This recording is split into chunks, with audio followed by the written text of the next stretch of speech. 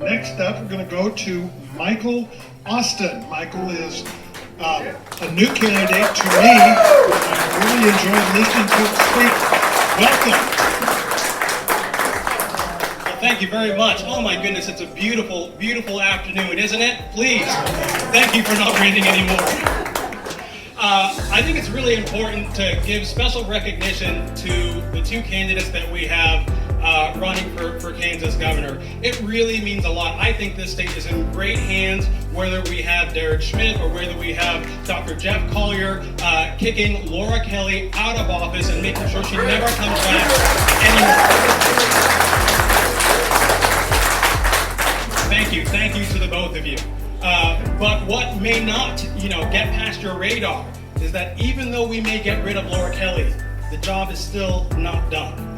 Laura Kelly appointed Lynn Rogers, her lieutenant governor, to fill the treasurer's seat. And that lieutenant governor has just rubber stamped every single little thing Governor Kelly wants done.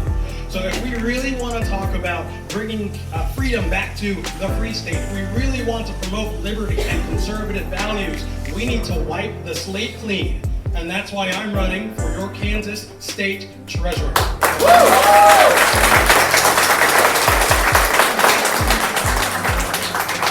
For those of you who do not know me, here's one thing you need to get straight.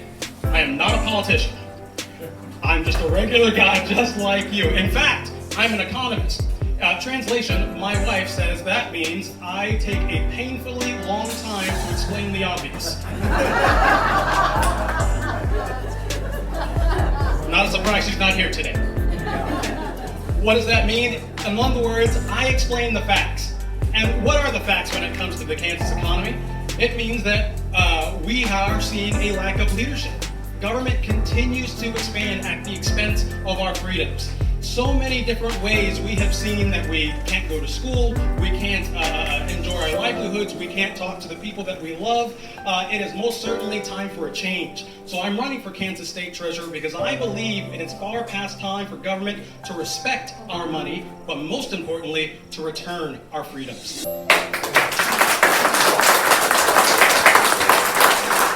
And here's why it's so important to me. More than 100 years ago, there was a man by the name of Joseph Lindo. He was from Cuba. He left that country and went to another island called Trinidad and Tobago.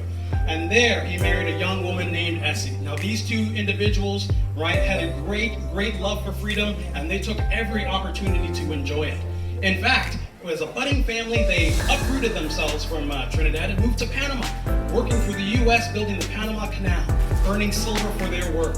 Essie turned the home into a laundry service, and most of her clients were the local police. So even then, she was backing the blue, even 100 years ago, right?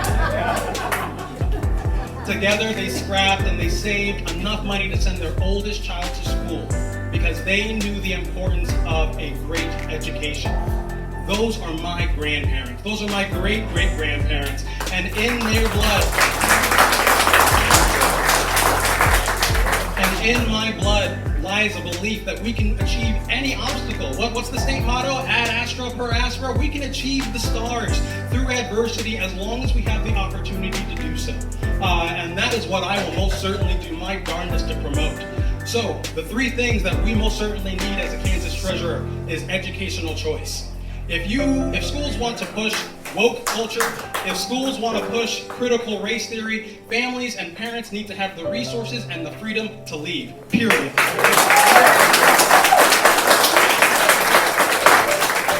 Which, as an aside, I want to thank Dr. Jeff Collier and Attorney General Derek Schmidt for signing the 1776 candidate pledge, because we need, something hard proof to show that we promote the honest review of American education, and that we promote that no one is an oppressor, no one is a victim, and we should all be treated by the content of our character. Thank you, gentlemen. Thank you.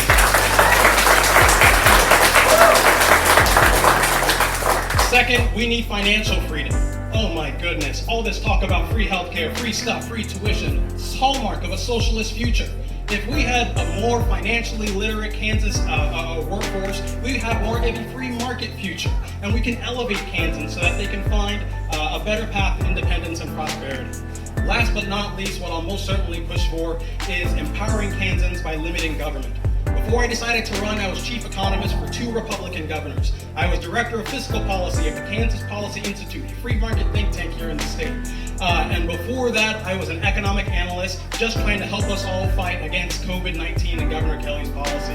I have the credentials. I am the economist. Let's put an economist in the econ role. I will be the most qualified candidate for this role that you have ever seen, and I'll do my damn job.